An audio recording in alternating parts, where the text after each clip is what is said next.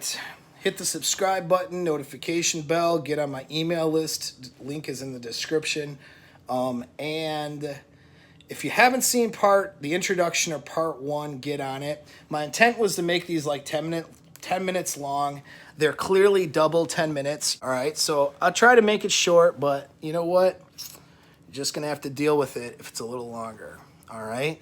If you want the prize, you have to work for it. And it starts with opening up your ears, all right, for longer than 2 seconds. So we're going to talk about frame control now, all right? This is did an introduction, and go read Rollo's article on frame. If you don't know what that is, go and watch the 20-some minute video on frame, and go watch part 1, or this won't make any sense. All right, part 1 is on programming. So now we're getting into part 2, which is idealized isolation. All right, so idealized isolation. This is where so she's already started changing her life around to be with you. She's started adopting different beliefs, different ideas for how the world is. She sees you as her sexual best. She wants this life with you and wants to build this life with you.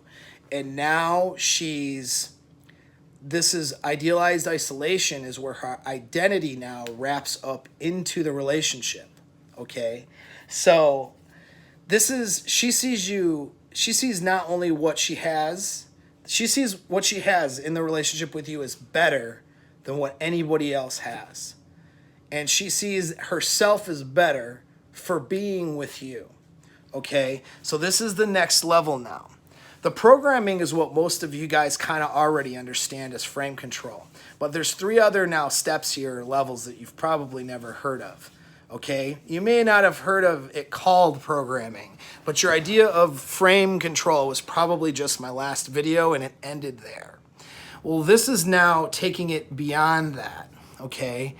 Where she is so indoctrinated into your frame that she cannot, it seals the gates, if that makes any sense.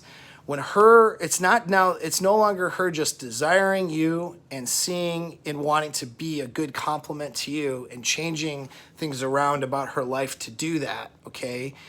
And qualifying to you and doing all those things. This is now where her identity wraps up into being in the relationship with you, all right? So who she is now, part of who she is being with you. She is better, and she sees herself as better of a person because she is with you. All right, so this is an isolation. Now, as I mentioned in the intro, some of these tactics could be used for evil. Now, what most abusive men will do is they will attempt to physically and emotionally isolate their woman from family and friends and so on, to make her dependent on him alone to satisfy emotional and social needs. Okay, so that's the abusive side of this, and that is not what I suggest you do. You're not going to try to isolate her from her friends or family. Okay, that's not healthy and that's not good. So don't do that, okay? But what you're doing, though, is you're creating such a relationship that is so unique compared to what everybody else has. And at such a level, or she perceives it anyways, as such a higher and better level than anything she's ever seen or experienced, that she becomes idealistically isolated. Her friends don't understand it. She tries to explain what the relationship's like, how good the sex is, how amazing it is with you, all right? And her friends are happy for her, but they don't get it, all right? Her family is happy, but they don't get what she's talking about because they've never experienced it. And that's when she knows that she's isolated, at least intellectually isolated. She knows that besides with you, nobody will understand the depth of the relationship she's in with you, the depth of her feelings, how insane her desire is for you, and how good the relationship is, that nobody will get it. And this is, there's an objective truth to this. because most women do not get to be with their apex alpha. Most women do not secure their best, period. Just because on Facebook they throw up pictures of their dorky ass husbands and their families and they talk about how happy they are, that doesn't mean they are, and they know it. Okay, the guy that they had the maximum burning desire for was some guy in college, some ex-boyfriend in high school, some dude that was an older guy she hooked up with when she was in her, late 20s. It's not the dude that she's with now, most of the time. And they have to somehow reconcile with that. They have to somehow delude themselves so they can wake up in the morning and get through the day and get through the relationship without blowing it up in their face. They're trying to be happy. Their relationships, for most women, their relationships are literally like having a debilitating disease that they just try to make the best of and live with. Okay? Because optimally, they would have no disease and they would be healthy and happy and whatever, but they have this debilitating disease and they can't get over it, so they have to find a way to be happy. And that debilitating disease for most of them is being an alpha widow or having wrecked their ability to pair bond.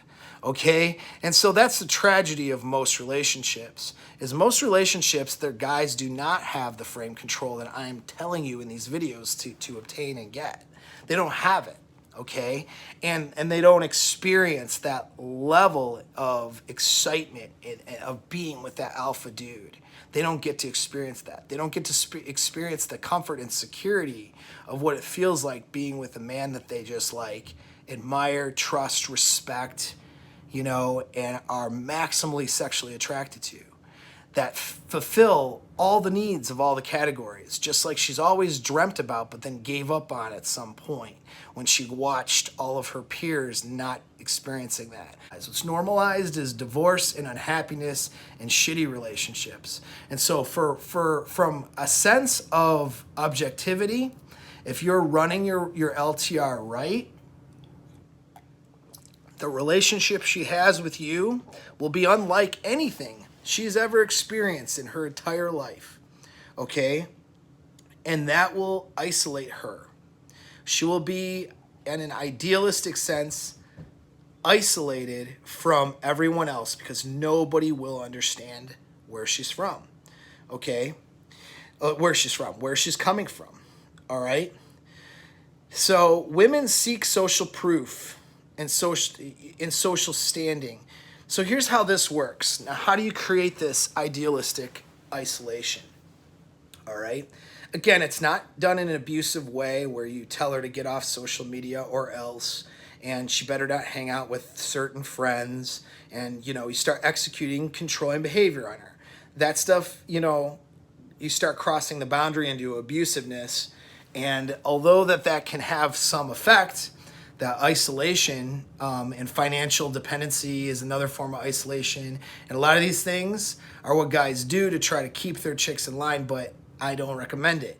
All right, that's probably going to blow up in your face. If she's doing it voluntarily with excitement, right, and wanting and desiring to have this life with you, that's more sustainable than a bunch of rules and a bunch of BS that she's going to break anyway, okay, eventually. And then you'll be the abusive person that instilled that stuff. So how does this isolation, though, happen? It happens because she is in this amazing relationship with you, right, where she is being seduced, okay, like she's never been seduced before, banged like she's never been banged before, having awesome experiences like never before, because your game is so good and tight that you bring that experience of being with an alpha male to the table, something that is not something she's used to. You lead the relationship with red pill principles and with communication principles that communicate your SMV and communicate your value to her primal centers and her primal brain, okay? So she's emotionally drawn to you, she's sexually drawn to you, and she's having these amazing experiences with you, all right? With that, what had happened was she's been programming herself by changing her beliefs and ideas and parts of her life so she could be a part of your life. That's coming into your frame by definition. All right, so that was the last video, and that's what she's been doing now. Okay, so now that she's done that and she's having all these peak experiences, and you guys are growing, and maybe you're already, now you're in an LTR at this point, or you're in this commitment, let's say. Okay, usually by now that's where that would happen. She sees what she has with you as unlike anything else out there. So what she does then is she begins to talk about it. So she talks about it with her friends and family, because women require social proof.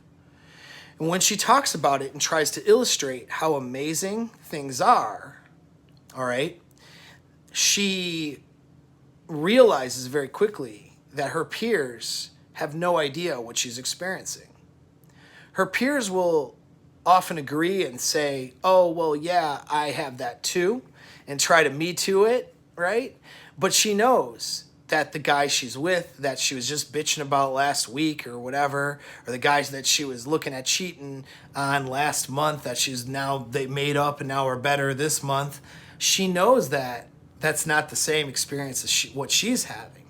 You know, when she talks to her mom or whatever, and her mom tells her how great that is, and she remembers with her father or blah, blah, blah, right? And then she thinks about it, she realizes how miserable her parents are in a relationship. She'll realize very quickly how isolated she is, that she's experiencing all this amazing stuff and nobody gets it. But that these things make her better. These things make her life better in ways that people will never understand. So when she gets that and realizes that, that's idealistically isolating, okay? That causes her to then, she'll return back to you. She'll tell you about these conversations or experiences. And what you do then at that point is you reinforce that you two are special and nothing else is like it.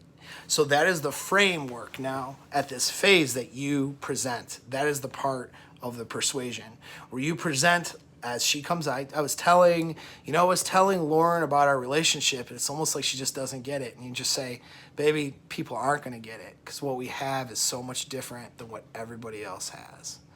You know, you say something like that, you know, a statement of fact, not an explanation, right? And she's like, yeah, like the hamster wheel keeps going. She's thinking about it, you know? When you experiencing something awesome and you're having those moments where she's expressing her emotions to you, she's telling you how much she loves you and how much she cares, you know, how she feels about you, and you're like, yeah, we have something that nobody else has. We have something that I don't think either one of us could have ever imagined or have ever experienced. You see, you say statements like that, and that reinforces that what she has with you is special. What she has with you is nothing like it, okay? There's nothing else like it on the planet. And she has to see, for her to really have an impeccable frame with you, she has to see it that way. She has to see, because women are solipsistic, so this will work in your favor. She can't experience what somebody else is experiencing in the same way. She can process it on some logical level, but she'll never have, it won't be real to her. So what's real to her is that what she's experiencing is what's real. And what she's experiencing is what nobody else seems to understand or get. They might understand pieces, but they don't understand the full thing. And you just reinforce that, yes, what we have is different. What we have is special. I'm a better person because of what we have. You're a better person because of what we have. You know, keep reinforcing that with small statements of facts. No explanations, just behaviors, okay, and small statements. Let her do the exploring, and she will do this naturally. If she has been programmed, okay, from the last phase, and she sees you as high SMV, and she has been changing her life around to be with you and be in your frame, she will idealistically isolate. She will realize that she is different.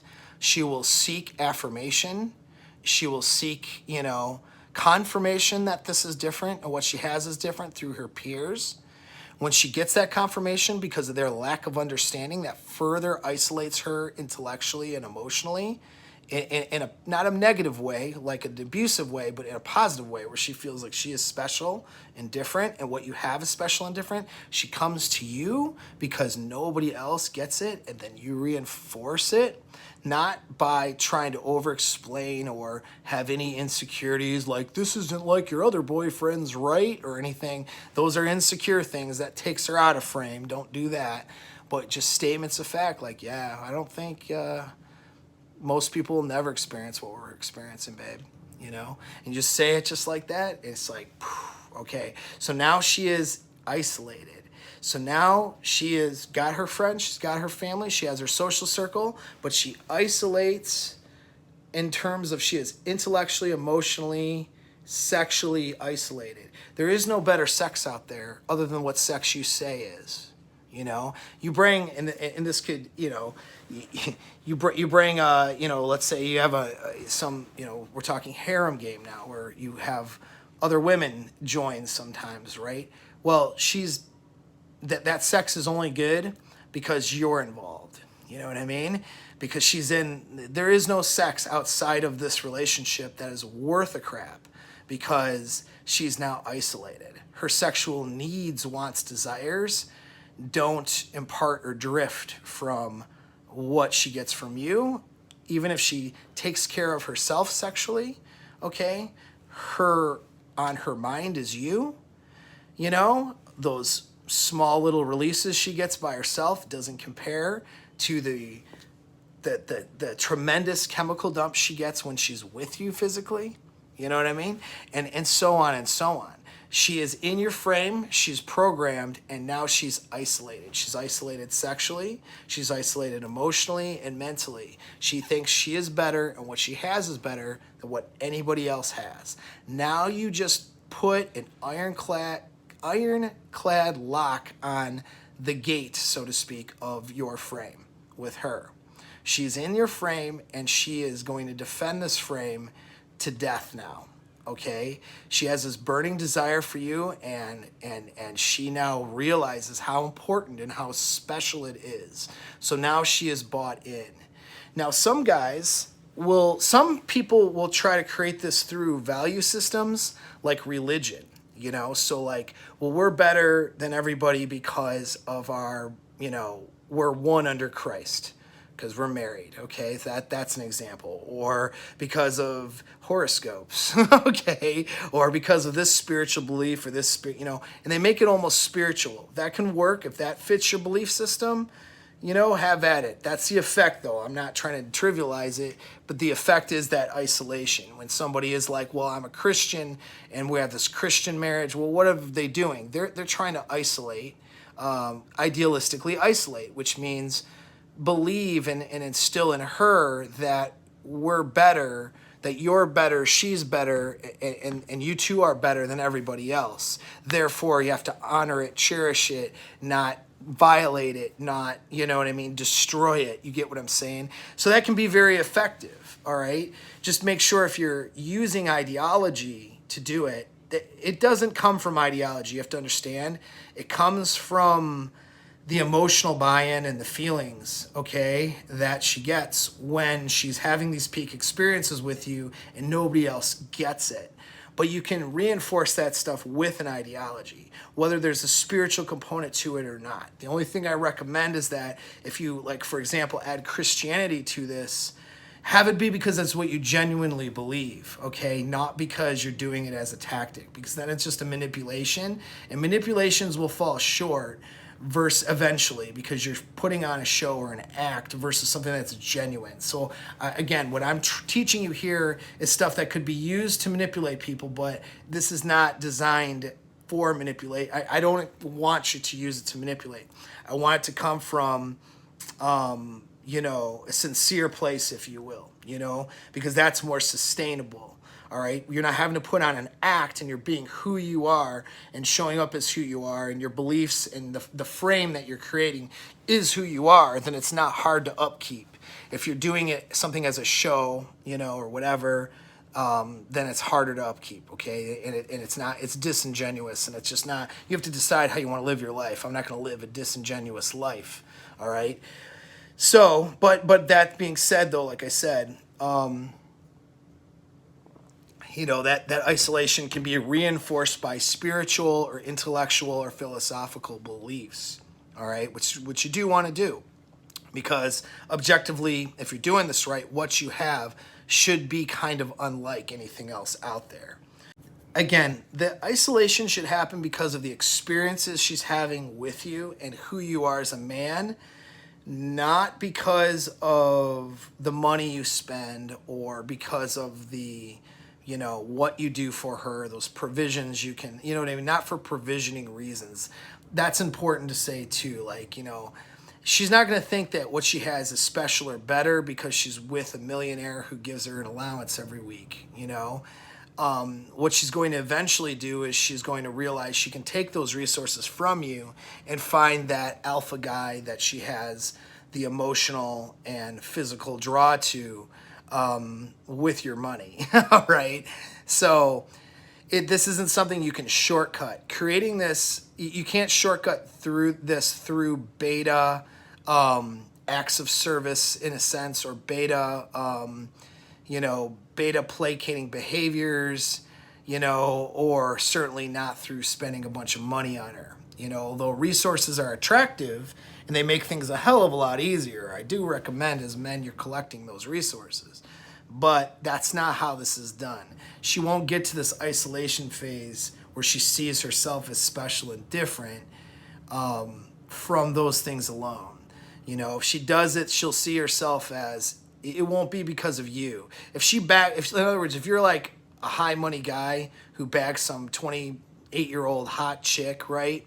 She'll see herself as special because she got you, because of how good she is. It's an ego boost. And she was able to get this dude with all this money. And of course, if he doesn't behave himself, she'll take his money. And, that'll be what her aim will be. And, she'll look and desire other men while she spends your money. That's just not the framework. I'm not saying you can't do this with resources, but what I'm saying is resources shouldn't be the driver. You're creating alpha experiences through seduction, and you're creating experiences over and over and over again that nobody else has. Nobody else has the level of emotion. She's never experienced this before in her life. Her friends don't experience it. Her family doesn't experience it. The relationships they have are dull and lame. And so then she isolates. And when she isolates, you're putting a ironclad padlock on the gate to this frame. She will defend it with her life. And that's not even half of it. We're only half done. Okay, thanks for making it to the end. There's 2 more videos that further indoctrinate and induce frame control on your LTR that make her crazy about you, and will make her crazy about you for decades, forever. Okay, forever is the thing. As long as you upkeep, of course, and don't get lazy, and she's capable. These tactics, these 4 things I'm sharing with you, executed appropriately, she'll do anything and everything for you, and she'll be happy to do it. Okay, but of course, hopefully you're taking care of her needs as well, and happy to do that as well. That's where the functional happy LTR scenario comes from. So stay tuned for the next one. Thanks again.